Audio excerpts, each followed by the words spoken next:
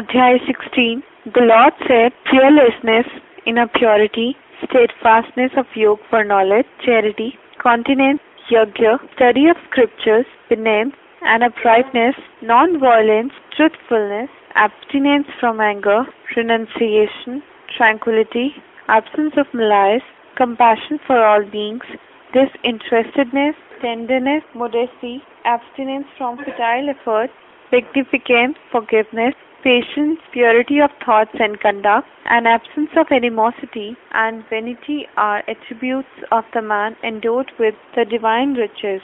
Ostentation, arrogance, and conceit, as well as wrath, harsh speech, and ignorance are all, O Parth, the qualities of a man with devilish character.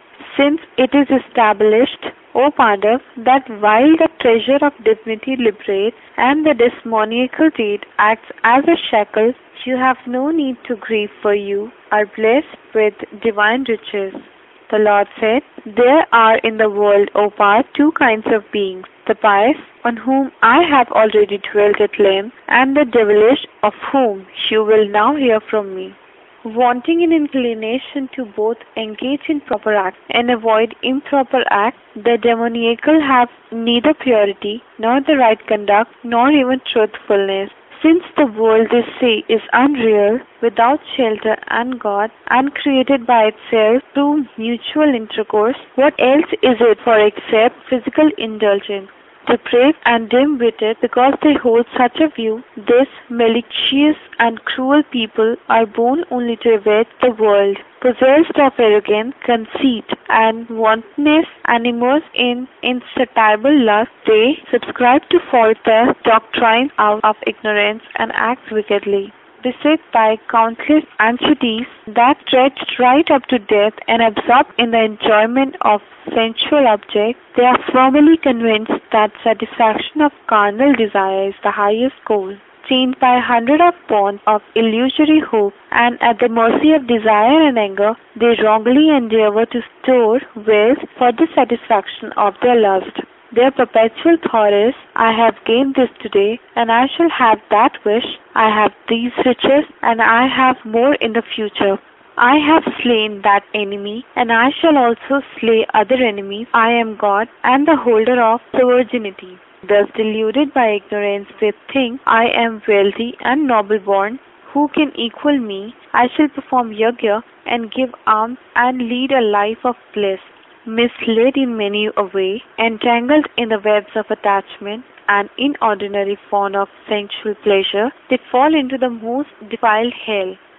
These conceited persons, intoxicated by vanity and wealth, offer ostentatious sacrifices which are yajna only in name, in violation of scriptural injunction. Subservient to vanity, brute force, arrogance, lust and anger, these wicked and degraded persons have a feeling of enmity to me, who dwells in them and in all others. I forever condemn these abhorring, degraded, and cruel persons, the most abject among mankind, to the demoniacal birth. Instead of realizing me, O son of Kunti, these ignorant fools, conceived in devilish womb birth after birth, are doomed to fall yet lower to the most degraded state. The Lord said, these sins, lust, anger, and greed are the three gateways to hell. Because they are destructive of the self, they ought to be forsaken. The person, O son of Kunti, who escapes these three doors to hell, practices what is propitious for them, and thus attains to the supreme state. The one who transgresses scriptural injunction and acts indiscriminately according to his will achieves neither perfection, nor the supreme goal, nor even happiness. So scripture is the authority on what ought and ought not to be done, and having learned that you have the ability to act according to the provision laid down by the scriptures,